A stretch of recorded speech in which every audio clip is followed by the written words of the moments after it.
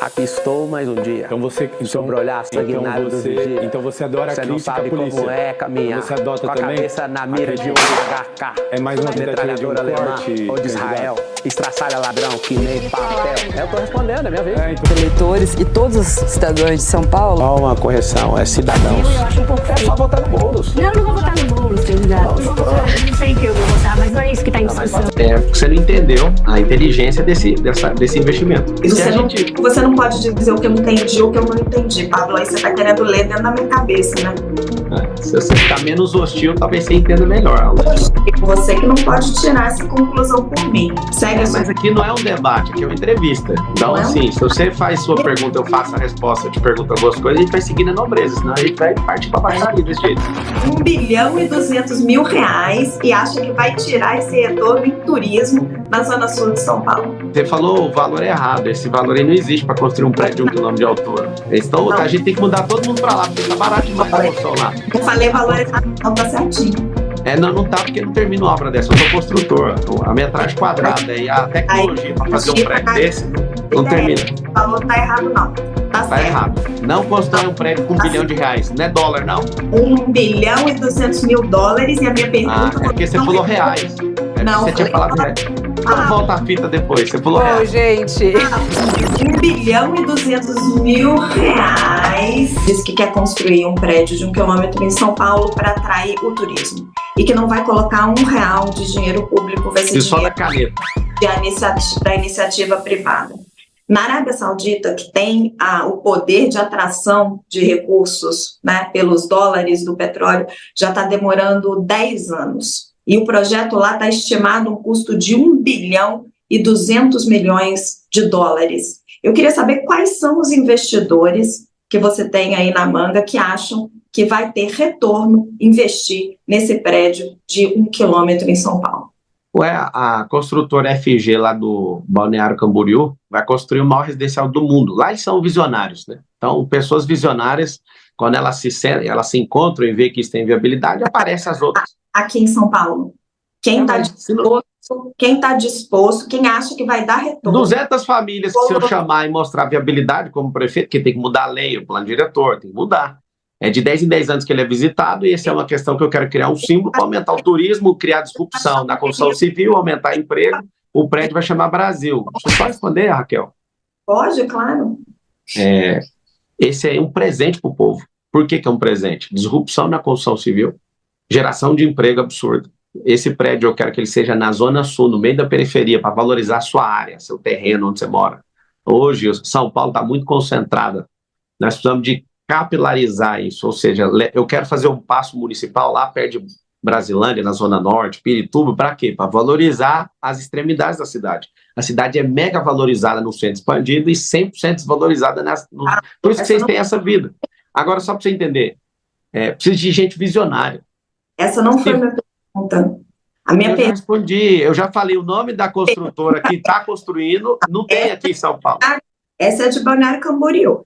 Isso mesmo, se não tiver nenhum em São Paulo, a gente tem que trazer gente dos Emirados Árabes, que é lá que construiu o maior de 828 metros.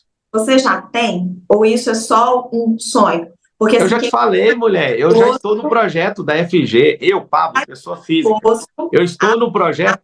1.2 bilhão e acha que vai tirar esse retorno em turismo na Zona Sul de São Paulo. Você falou o valor errado, esse valor aí não existe para construir um prédio de 1 quilômetro de altura. Então, a gente tem que mudar todo mundo para lá, porque tá barato demais a construção lá. Eu falei valor errado, não tá certinho. Não tá, porque não termino obra dessa, eu sou construtor. A metragem quadrada e a tecnologia para fazer um prédio desse não termina. O valor tá errado, não. Tá certo. Errado. Não constrói um prédio com R$1 bilhão, não é dólar, não. US$ 1.2 bilhão e a minha pergunta... é porque você falou reais. Você tinha falado reais. Então volta a fita depois, você falou reais. Gente... US$ 200 mil. Você não vai... Resumindo, você vai ter uma sala lá, Landinha. Você vai ter uma sala lá para fazer podcast nesse prédio. Eu não preciso de sala lá, eu só preciso que você responda a minha pergunta.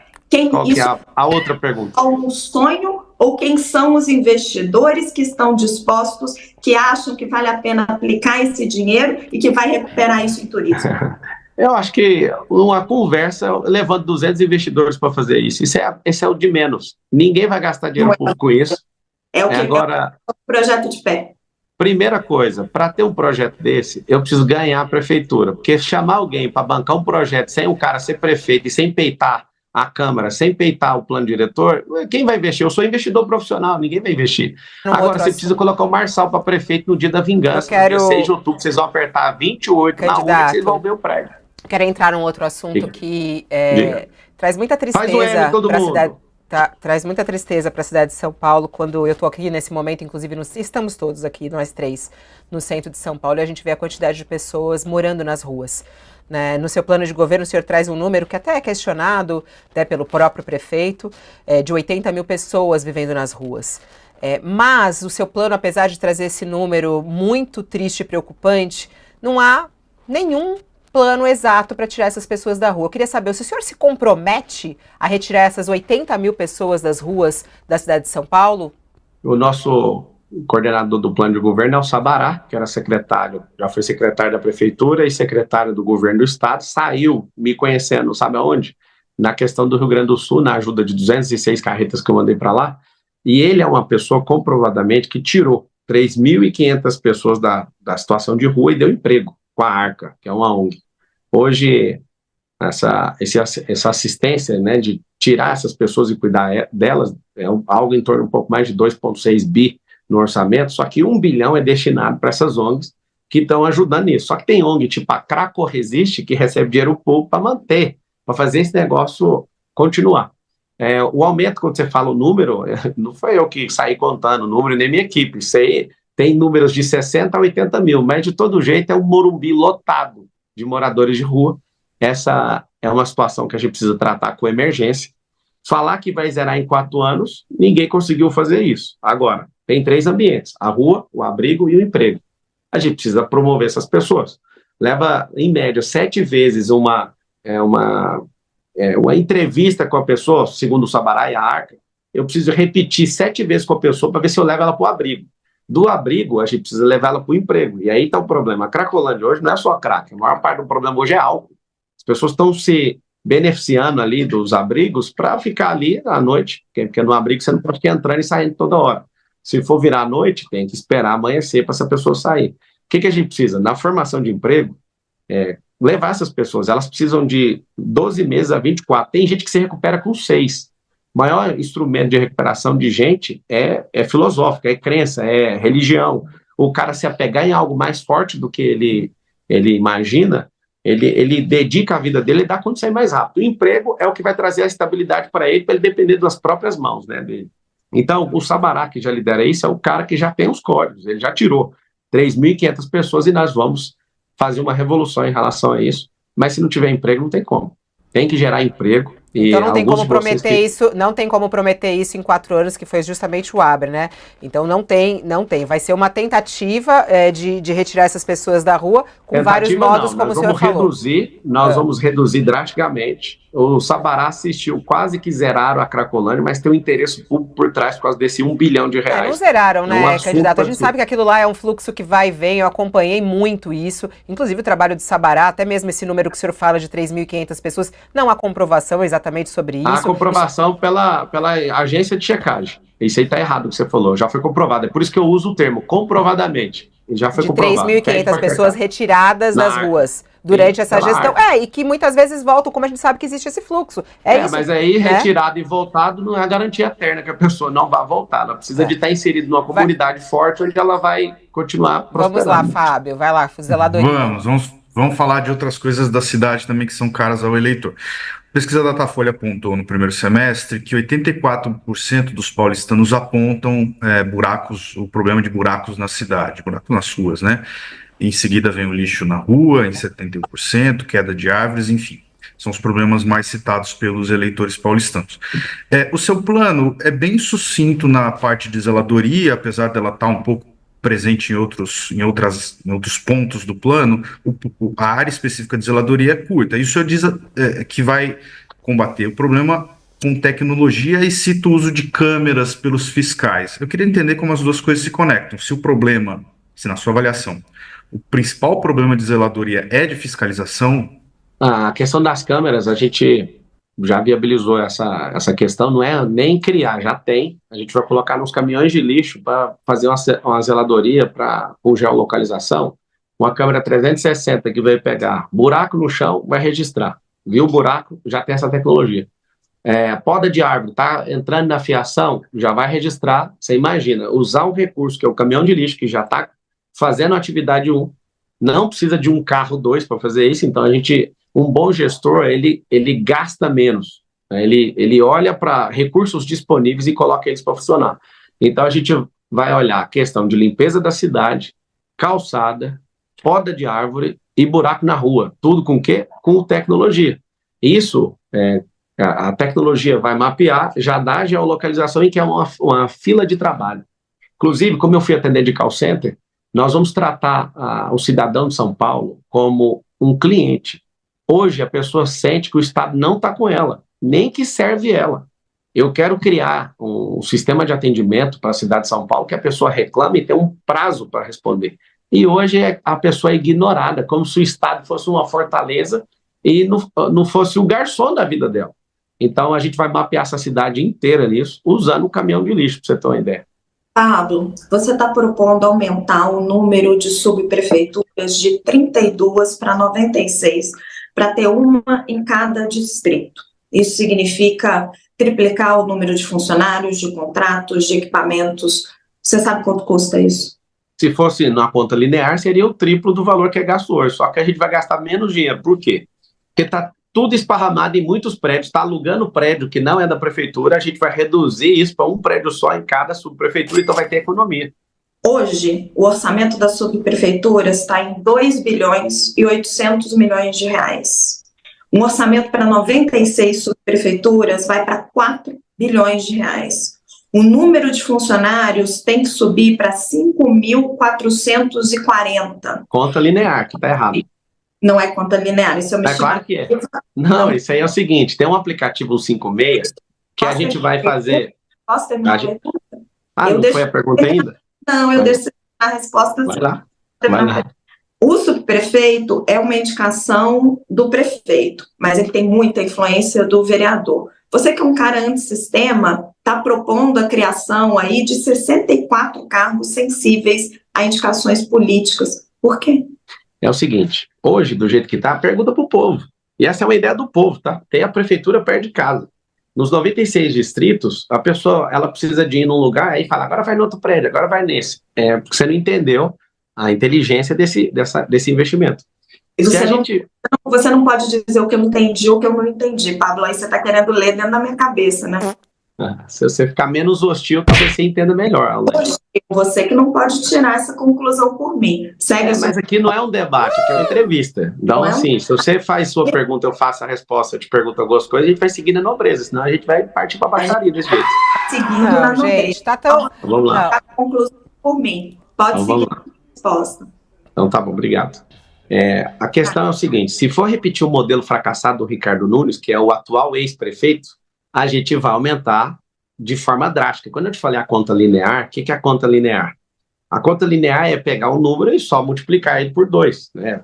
Se você tem 32, que é 96, você vai multiplicar isso aí e a gente vai ter 3 vezes o gasto, né? Por 2, não, por 3. Não é assim a conta é simples. A gente vai pegar esses imóveis sem destinação da prefeitura e vamos reduzir o tamanho e vamos migrar para um 56, que é um aplicativo que ninguém está usando.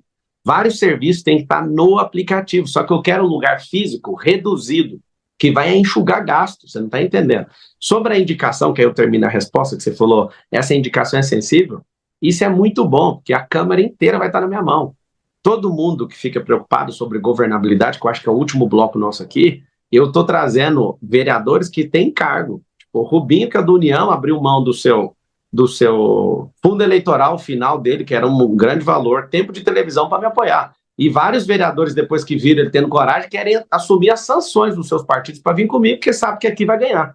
Então, assim, ter isso é muito bom. A gente vai colocar gente muito séria para fazer isso, mas tudo é por você, é para você ter um atendimento, que você não tem. Eu sei que está me assistindo, que mora em São Paulo, você não tem um atendimento. Você vai ser cliente. Nós vamos tratar você como um cliente de luxo. Você tem que ser atendido. Você não pode. Você vai matar um dia de serviço para ficar rodando em 3 prédios da prefeitura. vai ter um prédio perto da sua casa, isso é uma coisa básica. E tem um custo, Como né? 5,5 funcionando de tem, verdade. esse atendimento tem esse custo que, como você disse aí, é alto e tem que ser estudado. Eu queria ir para a mobilidade, nosso tempo está voando e tem um assunto que eu acho extremamente importante, que são as mortes no trânsito. Eu não sei se você viu ou não os números que a gente tem do primeiro semestre desse ano, e são muito tristes. 32% de aumento, 520 vidas perdidas nas ruas da cidade de São Paulo nesse primeiro semestre desse ano. A gente tem ali, em algumas cidades que são vistas como cidades, né, do futuro, cidades inteligentes, cidades seguras, metas bem ousadas como Paris, que fala inclusive de zerar o número de mortes no trânsito. Isso não consta no seu plano de governo, algo para reduzir mortes de trânsito. Queria saber, isso te preocupa? Você tem alguma ideia de como reduzir as mortes no trânsito de São Paulo? A gente está com um problema que a nossa cidade está entre as tops do mundo, né, em violência no trânsito. Lembra que eu falei sobre o ensino de inteligência emocional? A gente tem violência no trânsito e essa violência tem a ver com a pessoa não saber dialogar. A gente tem uma violência no trânsito, eu vi aí esses dias um cara numa Porsche, matou o outro atropelado porque quebrou o retrovisor. As pessoas estão perdendo a noção do que é a vida, do que é o respeito, do que é a segurança. A gente investe isso na escola, no braço educacional, em todas as empresas. Eu quero treinar a cidade de São Paulo na habilidade socioemocional para a gente conviver junto. Sobre o trânsito de forma inteligente, a gente tem um semáforo que ele é contornado por uma cor amarela. Todo semáforo que tem esse amarelo é um semáforo inteligente. A gente precisa continuar investindo nisso. Por quê? Porque ao invés, às vezes você está parado num lugar, e estar parado num lugar que não tem um semáforo inteligente, a pessoa dá uma olhada para um lado, para o outro e fala, vou cruzar para a esquerda. Se fosse para a direita, girando quadra, que é o que a gente propõe... Só olhando nessas cidades, e eu já estudei profundamente isso, e também conversando com vários especialistas, o caminho mais eficaz e talvez um dos principais é a redução de velocidade. A gente teve mudanças aqui em São Paulo, por exemplo, com a chegada do Dória como prefeito, né? O Acelera São Paulo, não sei se você lembra. Ele aumentou a velocidade nas marginais. O senhor pretende reduzir? O senhor pretende... Não vai reduzir. Não vai reduzir velocidade. Na cidade de São Paulo, o senhor pretende reduzir a velocidade em alguns lugares? Nessas cidades que eu citei aqui, nós temos ali velocidade máxima de 30 km por hora. É talvez a única forma de reduzir e aumentar a fiscalização também. O senhor pretende fazer isso? O trânsito da cidade já é tão lento que você não precisa reduzir a velocidade. Já é uma situação absurda. Então, reduzir velocidade de forma nenhuma. O que a gente precisa de fazer é, de novo, a gente precisa de mexer na mentalidade do povo.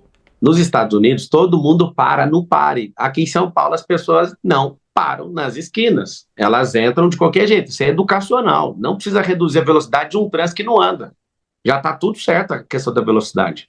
O que a gente precisa é investir para as pessoas respeitarem o pare, respeitar as vias.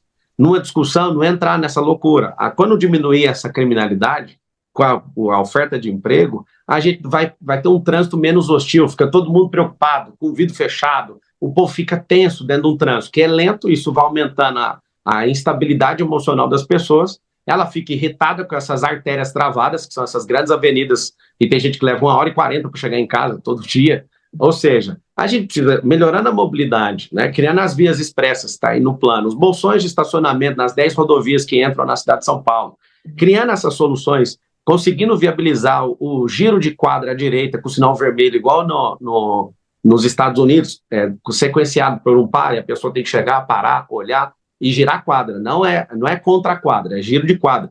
A gente vai aumentar a velocidade. Se a gente conseguir ter o Pablo Marçal como prefeito, 28 lá na urna, você já sabe o número, você vai ter uma possibilidade de ter emprego perto da sua casa, na periferia. Candidato, o que vai diminuir? Vai diminuir o problema de mobilidade, que é o quê? Esse caos, essas artérias todas travadas na cidade de São Paulo. Candidato, deixa eu entender um ponto, conectando as duas coisas com outro ponto do seu plano de governo, que é, o senhor fala de acabar com a indústria das multas, que as multas são feitas, o sistema de multas que é feito só para arrecadar dinheiro e tal. A cidade de São Paulo tem hoje 877 radares. Como é que se coaduna a ideia de diminuir o número de radares, e aqui uma pergunta, se a ideia é diminuir o número de radares, e fazer com que as pessoas sigam mais a regra de trânsito. É factível isso? Imaginar que com menos fiscalização eletrônica as pessoas vão parar menos no sinal, vão respeitar mais a velocidade máxima e se vai matar menos gente? A única coisa, Fábio, que pode mudar um povo é a educação. Ficar só fazendo 4 milhões, salvo engano, 4 milhões todos os dias de multa, só está tirando o dinheiro do trabalhador. Eu acho isso injusto. Eu não falei de diminuir radar. Os radares podem continuar, mas a gente tem que abrir um período de conscientização, porque eu conseguindo ser prefeito, vocês me deram essa chance, votando no 28, no dia 6 de outubro, o dia da vingança. Nós vamos tirar esse consórcio comunista do Brasil aí, esses 4 outros candidatos. Depois do último debate, a gente conseguiu aí a baixa da Atena, ele vai sair, está construindo um storytelling para isso, fica aí de primeira mão. O que a gente vai fazer? A gente precisa reeducar o povo para usar o trânsito. Mas em curto prazo, reduzir a mortalidade em curto prazo. Tem que treinar, deixa eu te falar. O braço educacional já vai começar no dia 1º de janeiro. Eu vou terminar. Mas o efeito disso não é longo? É claro, mas tem que começar. Se tivesse começado há 5 anos atrás, a gente estava tranquilo hoje. Não, eu concordo, mas eu digo para efeito mais rápido, para redução de mortes. O efeito mais rápido é falar com gente. Pegar essas multas e abrir um período e falar, nós vamos fazer um processo educacional para você ver. Aí a gente abre esse processo educacional treinando o povo. Agora, vamos para cima. Deixa eu te explicar. Se não treinar um povo, não tem como mudar isso. E é um sistema viciante que o governante da cidade de hoje ama essa receita. É muito dinheiro que a receita de multa está gerando para a cidade. Só que as pessoas estão mudando. Se o caráter da multa estivesse mudando as pessoas, a gente teria uma redução das multas. Só que não, ela continua crescendo. Por que é? Porque não tem o intuito de ter um trânsito melhor. É um intuito de arrecadação. Eu não sou contra a pessoa pagar multa, ela tem que pagar. Só que eu sou a favor da gente abrir um tempo de trégua para educar esse povo, desde pequeno na escola, os funcionários dentro das empresas, criar esse ambiente onde a gente vai treinar um povo para falar, pelo amor de Deus, respeito o pague, por favor, aprenda inteligência emocional para você parar de brigar no trânsito. A gente tem um povo hoje, gente tem mais homicídio no Brasil do que países que estão em guerra. A gente já chegou a ter 70 mil homicídios no ano. Você olha para o Japão, que é um povo que trabalha essa questão socioemocional, a gente tem 900 homicídios no Japão no ano.